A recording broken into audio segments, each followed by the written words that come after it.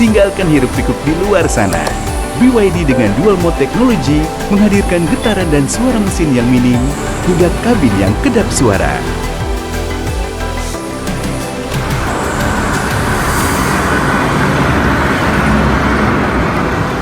Senyapnya menenangkan, menjaga kedamaian hingga sampai di tujuan. Fearless, feel more. Terima kasih Anda masih bersama kami di Sindo Sore. Hari ini Dr. Tifa menjalani sidang lanjutan kasus dugaan pencemaran nama baik di Pengadilan Negeri Jakarta Timur.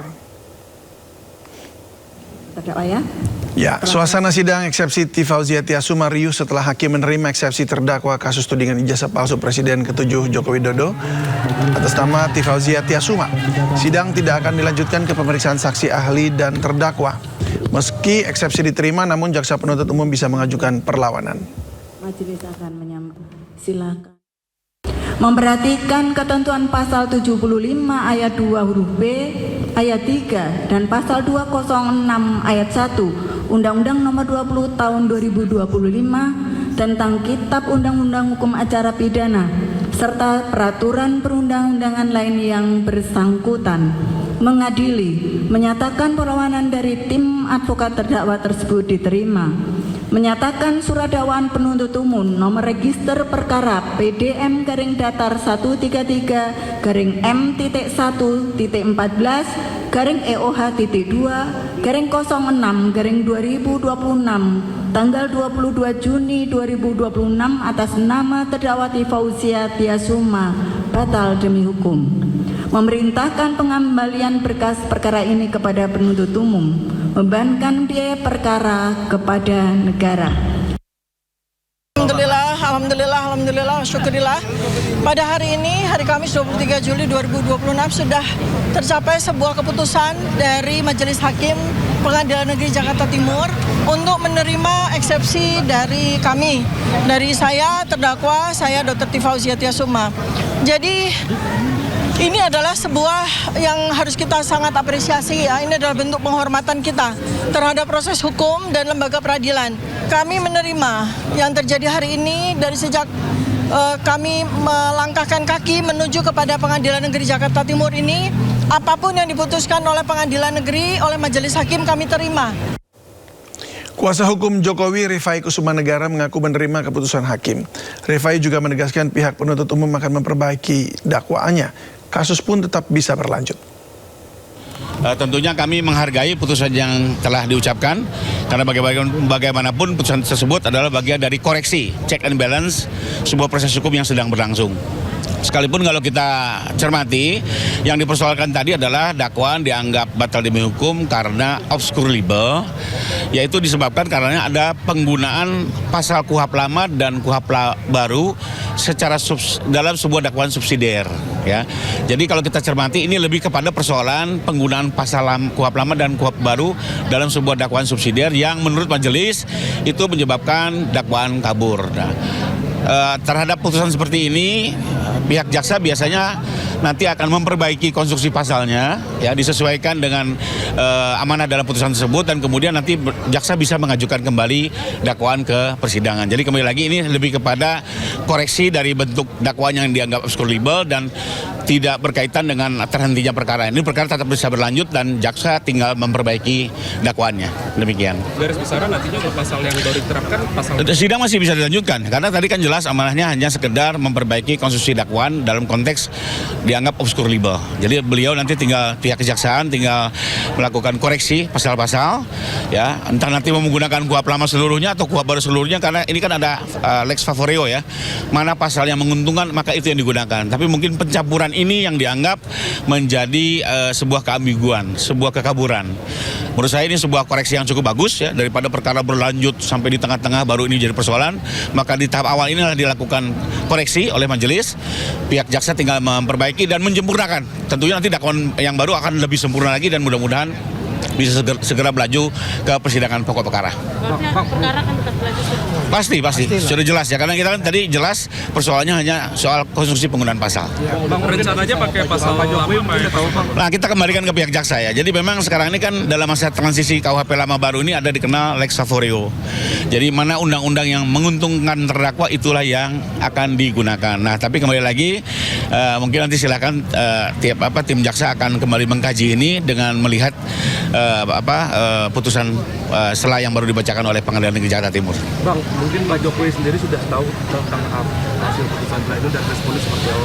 Oh, belum tahu ya. Jadi saya sendiri tadinya saya pikir justru eksepsi ini atau penolakan ini akan ditolak sehingga kita masuk ke pokok perkara. Kami hadir di sini juga untuk mengikuti jadwal yang akan ditetapkan oleh majelis untuk pemeriksaan Pak Jokowi.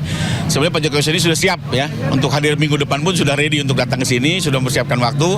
Tapi ternyata kan putusan setelah ini menyatakan dakwaan perlu diperbaiki dulu ya, dan untuk itu kita hormati dan mungkin untuk kehadiran Pak Jokowi nanti kita tunggu di persidangan berikutnya.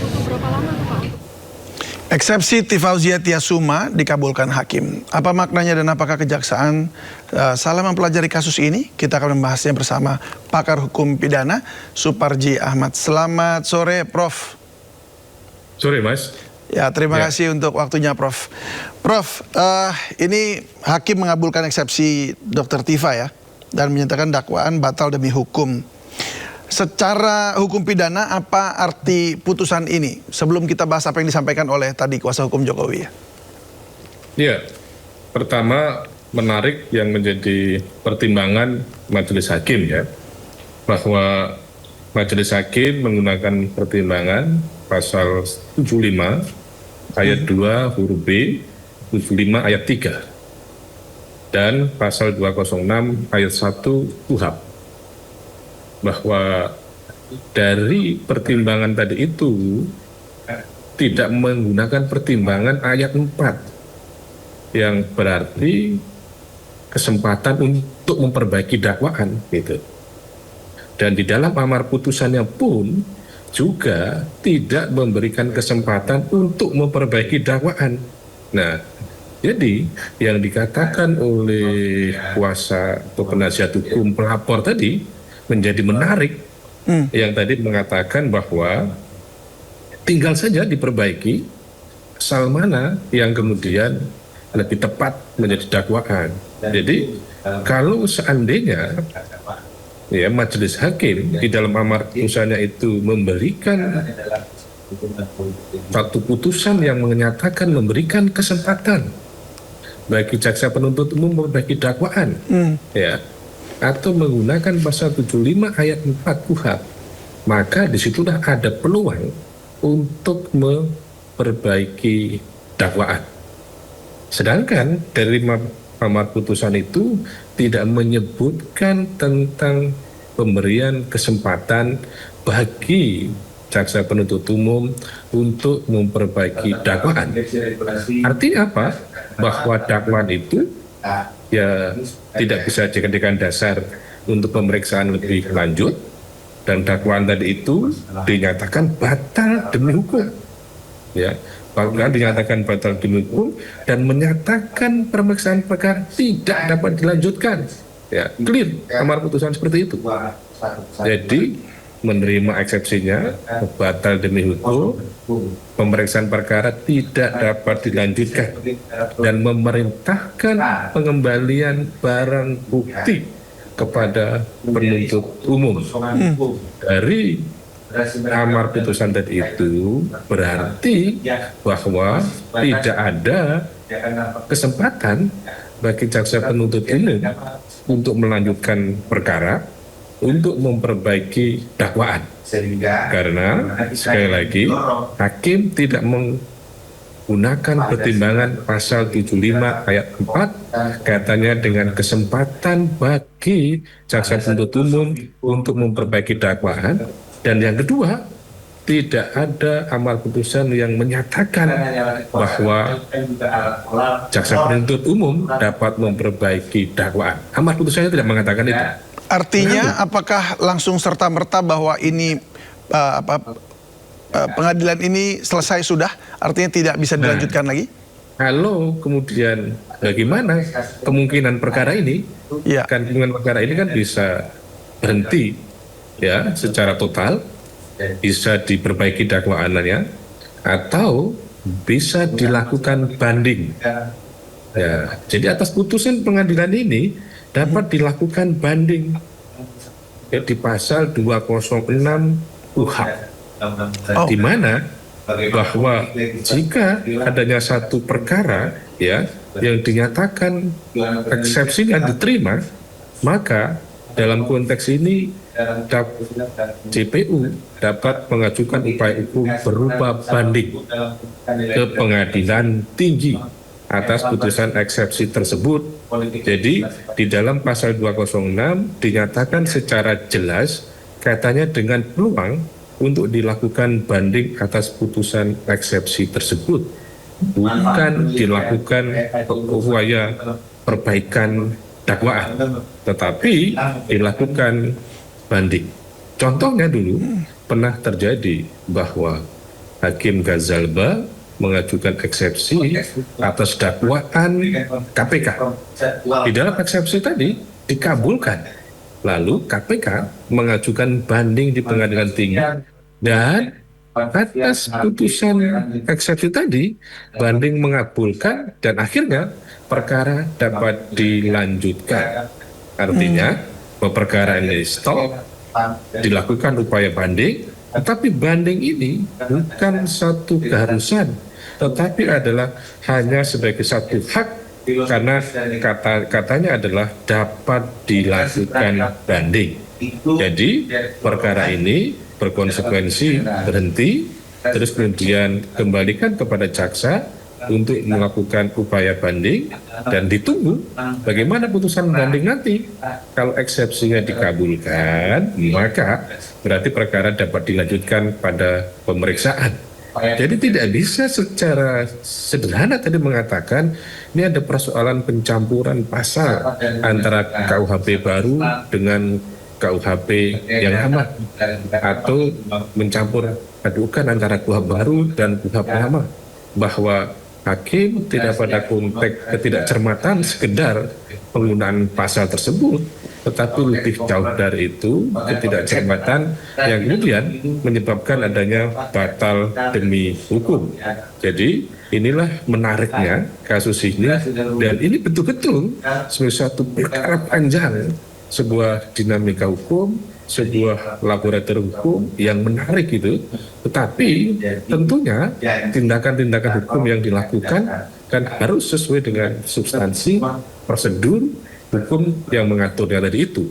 Jadi kalau kemudian jaksa penuntut umum akan menggunakan celah memperbaiki dakwaan, maka akan dipertanyakan apa dasar hukumnya bahwa yang dilakukan adalah memperbaiki dakwaan, kecuali bahwa tadi amar putusannya menyatakan memerintahkan kepada jaksa penuntut umum untuk memperbaiki dakwaan, maka dapat dilakukan itu. Ternyata dari amar putusan tadi itu tidak sekali menyebut, dan tidak menyebut pasal 75 ayat 4 kitab yang memberikan ruang perbaikan dakwaan.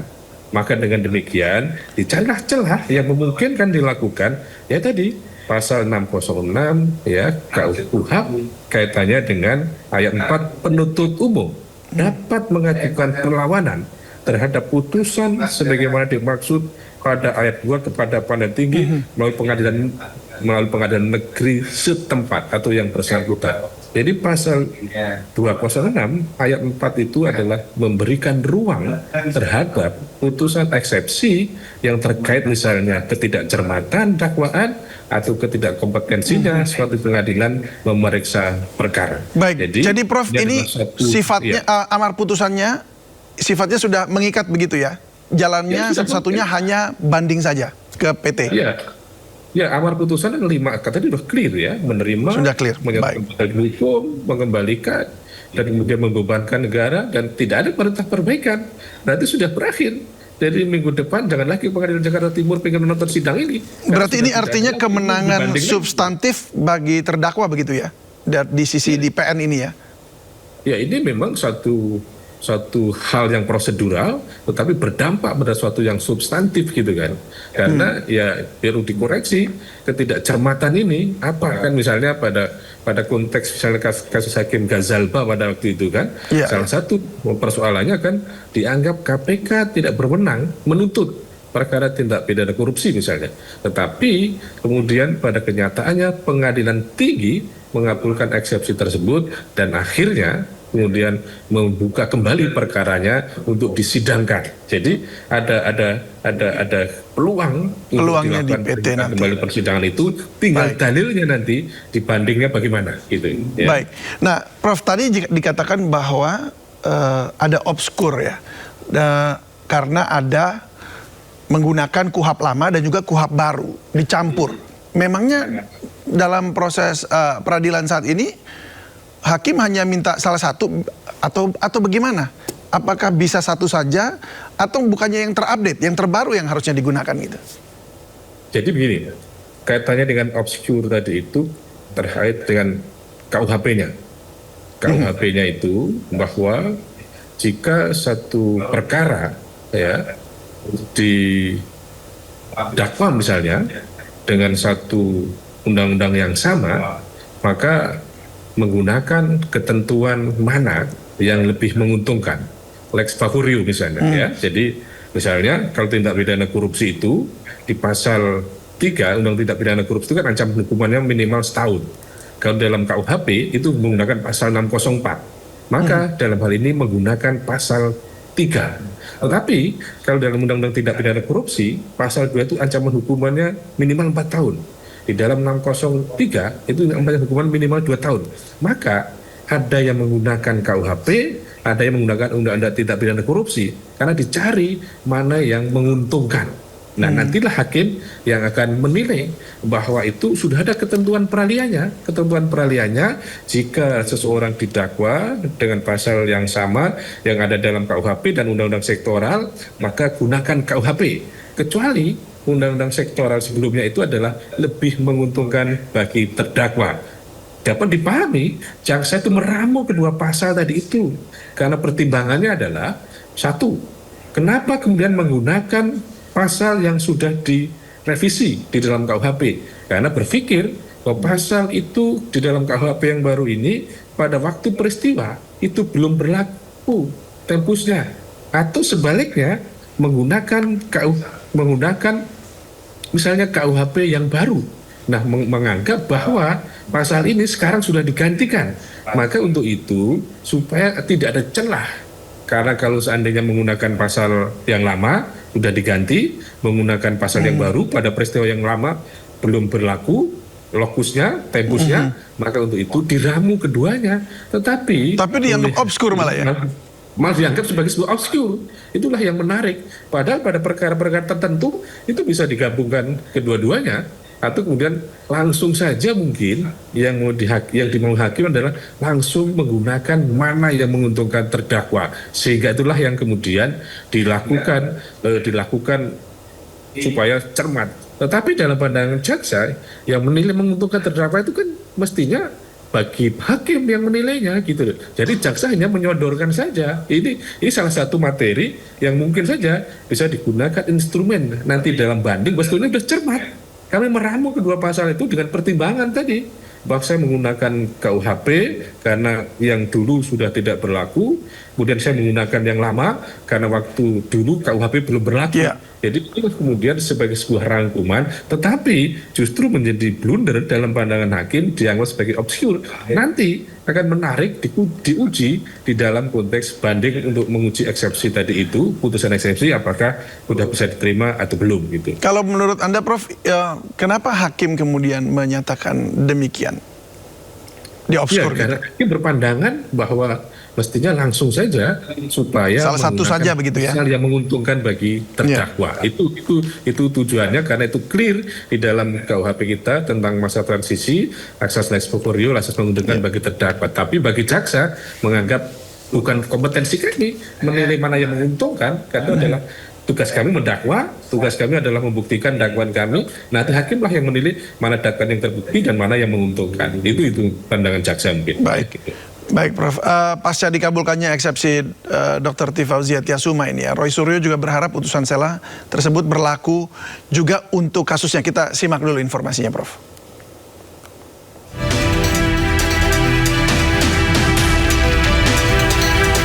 Pasca dikabulkannya eksepsi Dr. T. Fauziatia Suma, Roy Suryo berharap putusan sela tersebut berlaku juga untuk kasusnya.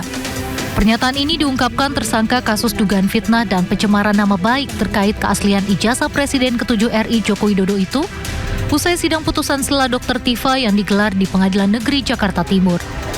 Roy Suryo menyatakan gugatan dan dakwaan terhadap dirinya sama dengan gugatan terhadap Dr. Tifa. Oleh karena itu, putusan sela Majelis Hakim Jakarta Timur ini bisa menjadi presiden dan jurisprudensi. Perkara ini adalah gugatannya sama dengan yang saya terima, ya. Jalannya juga sama, dakwaannya juga sama, sehingga atau di Projo DKK. Ya, dan kawan-kawan. Sehingga insya Allah, kalau memang hukum itu lurus, ya, ini tidak hanya menjadi presiden, tapi menjadi jurisprudensi. Jadi putusan dari Dr. T. Fauziatia Suma ini akan kemudian nanti harus berlaku juga untuk kemudian kasus saya. Meskipun saya tetap harus menjalani persidangan dulu, kemudian kita masukkan gugatan yang sama. Sama dengan Dr. Tifa, Roy Suryo juga sedang menjalani proses hukum dalam kasus yang sama. Namun perkara Roy Suryo masih bergulir di tahap pra-peradilan dan belum memasuki persidangan pokok. Ya, Prof, apakah putusan terhadap T. Fauziatia Suma ini dapat mempengaruhi gugatan atau perkara lain yang dalam kasus ini adalah kasusnya Roy Suryo? Iya, tadi dikatakan Pak Roy bahwa ini bisa menjadi jurisprudens kan itu kan. Tetapi ini kan masih belum masuk pada pokok perkara, ya, masih pada soal aspek formalitas kan. Yang itu tetap harus diusahakan juga untuk bisa mendapatkan putusan yang sama, yaitu melakukan satu eksepsi bahwa tidak bisa kemudian dijadikan dasar bahwa satu putusan yang sebelumnya itu berlaku pada perkara berikutnya dengan anggapan memiliki kesamaan bahwa dalam hukum pidana itu kan tidak mengenal asas analogi, menganalogikan perkara satu dengan perkara yang lain, bahwa itu akan kembali pada case by case sesuai dengan kasus masing-masing. Apa yang bisa membuat ditolaknya justru eksepsinya Roy Suryo? Ini berandai aja maksudnya ke depan jika kita melihat kasus ini. Sangat tergantung dari dakwaannya nanti. Siapa tahu dakwaan nanti akan berubah kan? Dengan belajar yang kemarin ini kan, bahwa dakwaan bisa berubah gitu kan? Dakwaan bisa berubah dan kemudian ternyata eksepsinya tidak bisa kemudian mematahkan dakwaan tersebut, ya akhirnya bisa memiliki putusan yang berbeda. Baik. Meskipun kemudian Pak Roy bisa mengatakan bahwa ini kan proses penyidikannya sama. Proses penyidikannya sama, belum tentu dakwaannya sama. Bisa kemudian selama pasal-pasal itu adalah jadi dasar penyidikan, maka kemudian bisa dilakukan dasar untuk dakwaan. Jadi ini kan kalau persoalan soal opsi tentang pasal tadi itu, ya tadi tinggal dikatakan sebetulnya yang lebih tepat penerapannya. Ini menarik sekali ya untuk diikuti ini. Nanti selanjutnya. Baik, terima kasih atas waktunya Pakar Hukum Pidana Suparji Ahmad di Sindo Sore. Salam sehat selalu, Pak.